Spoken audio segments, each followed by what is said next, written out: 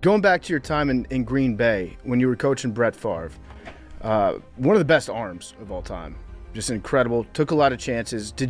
How was that coaching him when he would go off script and take some of these chances, throw these interceptions, and you were like, "What the fuck are you doing, Brett?" I was the signal guy back then.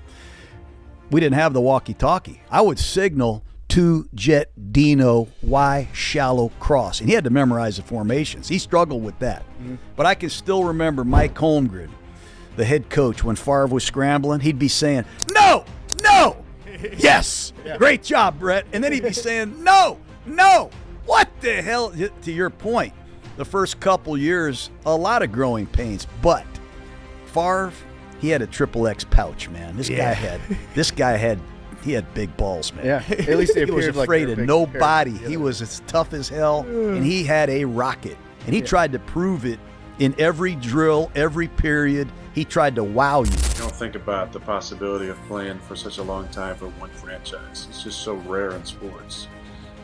I said after the game, and I think it never gets old to say, but I was in a room for 3 years with a better player than me for the first time in my career. And I got to see what greatness looked like up close. I got to see the difference between his game and my game and how I needed to improve to get better. I got to see a leadership style and take some things from it that I liked and make notes about things I want to do slightly different, which you should, whoever follows me, that's the advice I would tell them. Fortunate to be able to play behind Brett for 3 years. I learned a lot of incredible lessons and some great fundamentals working, behind him, working with Tom Clements and Mike McCarthy and Joe Philbin. That was meaningful time for me. It gave me a deeper love for him and appreciation for him. These aren't rehearsed sound bites. This isn't some ESPN special where everyone reads from a script and says the right thing. What you're about to hear came from locker rooms after brutal losses, from podcasts years into retirement, from guys who had nothing to prove and no reason to sugarcoat anything. Brett Favre played quarterback, but that label doesn't even scratch the surface of what he actually did on a football field. Send him back out to hold to win the game by one, and his hands came off the ball, and boom, we went 24-23. The Packers win it. How about that?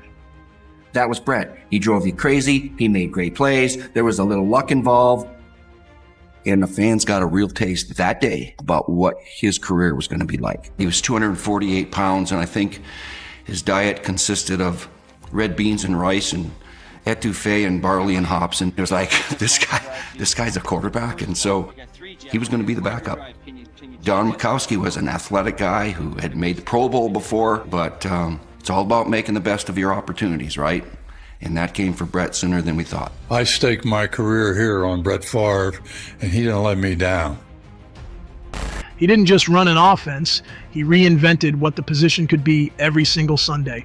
The improvisations were legendary, the risks were borderline insane, and the results, they defied every coaching manual ever written. His arm strength made defensive coordinators physically ill. His decision-making gave his own coaches heart palpitations, and his ability to extend plays that should have been sacks, that turned into a nightmare that haunted defenses for nearly 2 decades. Coming into the West Coast offense was a whole new language for him. We had to start from scratch. First impression, this is going to be a project. But then when you start seeing him throw the ball around, then you say, well, geez, if this guy can ever learn the system, then he might be somebody. Blue, 58, 36. Throw it away, throw it away, throw it away, throw it away. Second down, 11. Quick throw, interception. Make the switch. Put in the other quarterback. Come on. Wait a minute. First real question he'd ever ask, probably like serious question. I'm like, well, it's 5 DBs, it's nickel, so it's 5. Oh, okay. I get it now, yeah. Thank you. Thank you. I appreciate it. Brett Favre is something else. This is the best thing that's happened in Green Bay in a long time. But here's what makes this different. We're not here to debate stats or compare eras or argue about rankings. This is about something more raw than that. This is testimony from the men who lined up across from him, who game planned against him all week just to watch those plans disintegrate in real time, who stood beside him in the huddle wondering what kind of madness he was about to unleash next. What you're about to hear isn't analysis, It's survival stories, and every single one of them starts the same way, with respect that borders on disbelief. He hurt his ankle. We were playing the Bears the next week, and he couldn't practice all week. And then on Sunday, he said, I think I can go on this. He landed up and played and threw 5 touchdown passes against the Bears. Favre back in the pocket, seems to be running all right. Comes up over the middle, it's caught. Brooks 10. Brooks at the 5, touchdown! He was risky. I mean, he was fun to watch because you never knew what he would do. In practice, we had this young receiver, caught a dig, boom, and his hands split right down between these 2 fingers. They had to stitch it up, put a cast on it, just for this guy to play. There were times where that arm strength would fit it in there, between linebackers. He believed that he could always get it in there. So that's why sometimes he would take some chances. He felt he could make every throw at any time. But here's what makes this different. We're not here to debate stats or compare eras or argue about rankings. This is about something more raw than that. This is testimony from the men who lined up across from him, who game planned against him all week just to watch those plans disintegrate in real time, who stood beside him in the huddle wondering what kind of madness he was about to unleash next. What you're about to hear isn't analysis, it's survival stories, and every single one of them starts the same way, with respect that borders on disbelief. People relate to him because he's not this prima donna. He's just, I'll do anything for the Packers. The MVP, the big cheese of QBs, Brett Favre. Green Bay is a unique place to start with, and their football team is very, very important to those folks, the whole state. And here was this guy that gave him everything he had. Who wouldn't love Brett Favre at his peak? The country boy who was just an average, normal guy. You think God never farted? Who struck career gold. Listen to how they talk about him. There's no hesitation, no carefully chosen words. You ask about Brett Favre and the answer comes immediately, like it's been sitting there waiting to escape. Pro Bowl selections, 11 of them. First team All-Pro honors, 3 times over. These weren't participation trophies handed out for showing up.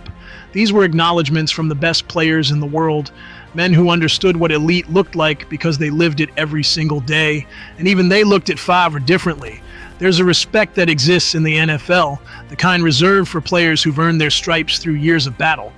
Then there's something beyond that, something rarer. It's the respect you give someone who doesn't just beat you but makes you question whether you even understood the game in the first place.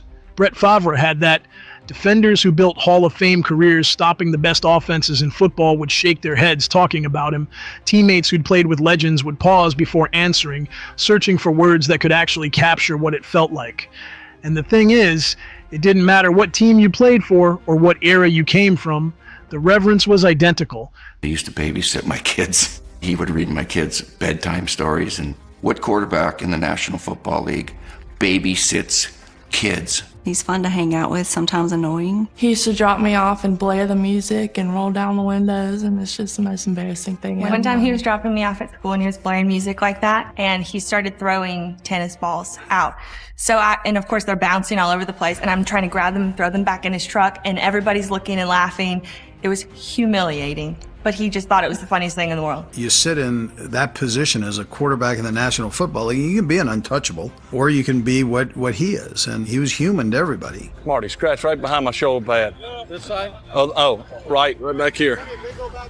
Up, right there. Oh, yeah. I mean, it's like we had our team security, and typically the head coach had their security. But Brett had, like, the head security guys weren't with the head coach. They were with Brett. 3 consecutive MVP awards from 1995 to 1997. Let that sink in for a second. The league didn't just recognize him as the best player one year, they did it 3 times in a row. That's not dominance. That's complete and total ownership of an entire era. But awards and accolades only tell you what happened on paper. They don't tell you about the presence. The way everything changed when he walked into a huddle. The energy that shifted the moment he stepped on the field. You can't quantify that with statistics. What you can do is listen to the people who felt it. And when you do, you start to understand that Brett Favre wasn't just respected as a great quarterback. He was feared, admired, and borderline worshipped as something the game had never quite seen before. Every quarterback in the NFL understands the job description: read the defense, execute the play, protect the football, manage the game. It's a demanding role that requires discipline, precision, and control. Brett Favre looked at that rule book and lit it on fire. What separated him wasn't just talent. It was the absolute refusal to play the position the way everyone else did. His arm strength became the stuff of legend, the kind that made coaches nervous and receivers adjust their entire catching technique. If you played with him, you were going to have fun playing the game. That's 2 out of 3. Teammates loved him. I mean, you couldn't help it. Even when he was putting like deep heating rub in your jock, I mean, you liked the guy. Dang it, you call it. Listen, Brett will talk to anybody. He doesn't care, and he's going to mess with you. Man, them are some tight pants you got on, Bubba. TJ's all waist, no legs. Look at him. Looks like an ostrich. He treated everybody the same. The scout team guy, the janitor, the secretaries, the equipment guys. He'd make them laugh every day. Hey, you got any left-handed footballs? We're talking about throws that traveled 60 yards in the air like they were shot out of a cannon, frozen ropes that defied physics and shattered expectations. At his peak, he was averaging over 250 passing yards per game. His touchdown to interception ratio in those MVP years hovered around 2-to-1, which sounds reasonable until you realize he was attempting throws that no sane quarterback would even consider. He wasn't just pushing boundaries, he was playing a completely different game. And then there was 1996, 39 touchdown passes, 3,899 yards, a passer rating of 95.8 in an era where defenses could actually hit you. It was a campaign so dominant that it cemented his place among the greatest single seasons in NFL history. But the numbers don't capture the chaos, the way he'd scramble left, throw across his body to the right, and somehow drop it perfectly into a receiver's hands 40 yards downfield. That would have been the best way to go out, would be you play for one team your whole career, you are the man. You put them on the map, you're awesome, you're loved, but that's not how it happened. When I got there, I don't think there was a situation where he was really excited about a young rookie coming in. Guys would be going to the bathroom, sitting on the throne, and he'd dump ice water on their head. That's what made him a great teammate and fun to be around. You know what, Andy? I love you, man. I think he enjoyed that kind of a country bumpkin image that he had. I like you. You've been making some good calls tonight. That didn't take things too seriously. Defensive coordinators didn't just prepare for Brett Favre, they had existential crises about him. You'd spend all week studying tendencies that didn't exist, planning for a pocket passer who refused to stay in the pocket, scheming against logic that he simply ignored. The fear wasn't that he'd beat you with textbook execution, the fear was that he'd do something completely unprecedented, something that had no business working, and it would work anyway. And there wasn't a single thing you could do to stop it. You can hear it in their voices when they talk about him. That edge, that mix of frustration and genuine admiration that only comes from getting absolutely torched by someone who had no business making the throws he made. Preparation meant nothing against Brett Favre. You'd watch film until your eyes burned, build the perfect game plan, account for every tendency, every formation, every possible scenario. Then Sunday would arrive, and within the first quarter, you'd realize something terrifying. None of it mattered. He led the league in touchdown passes 4 times, 4 separate seasons where he stood alone at the top, surrounded by elite talent, and still nobody could touch him. That's not luck. That's systematic domination over the best defenses professional football could assemble. That is a magical number, at number 4. He picked us apart. 3 touchdowns tonight for Brett Favre against his former team. How could you not want to show your former team you still could play? He might be 40, but Favre is throwing bullets again. But here's where it gets really interesting. Teams didn't just game plan against Brett Favre. They invented entirely new defensive philosophies because of him. The 2-deep shell became gospel around the league. Keep everything in front, prevent the deep ball, make him check down, spy assignments on a quarterback, extra defensive backs, schemes built with one singular purpose, survival. And you know what happened? Career passer rating of 86.0 across 16 seasons in Green Bay. Over 340 wins as a starting quarterback when you include his time beyond Green Bay. Containment wasn't a strategy, it was a fantasy that kept defensive coordinators employed, because the absolute nightmare of facing Brett Favre wasn't the scripted plays. It was 3rd and long when the pocket collapsed, when every defender thought they finally had him, when the play was dead by every logical measure. That's when he became truly dangerous. And what he did in those moments, that's exactly where this story takes a turn you won't see coming. Let's not forget about Brett Favre now. All right, now, that's my man. when he throws a pass to you, does he throw bullets like ouch on your chest? Not every time. Some people think he throws it hard every time, but he had a great understanding of when the ball needs to be stuck into a tight window and when it just needs to be, hey, let my receiver catch the ball and run. That's what separated him from a lot of guys that try to throw a 5-yard pass 50 miles per hour. It's not going to work. Right, exactly. Yeah, exactly. It's not going to work. And there was one instance when he did throw it, and he threw it. Lavernius Coles was running. We were down in the red zone. Who were we playing? I think Arizona. And he was running an in cut in the back of the end zone. And Brett had to really stick it in there. And he threw it as hard as he could. And it went so fast, Lavernius lost it. It just went by his eyes. And he had his arms up like this and just went by. He's like, I didn't see it. And he comes back. He has the skin from his arm missing that far. It's down to the white meat. What? All the skin.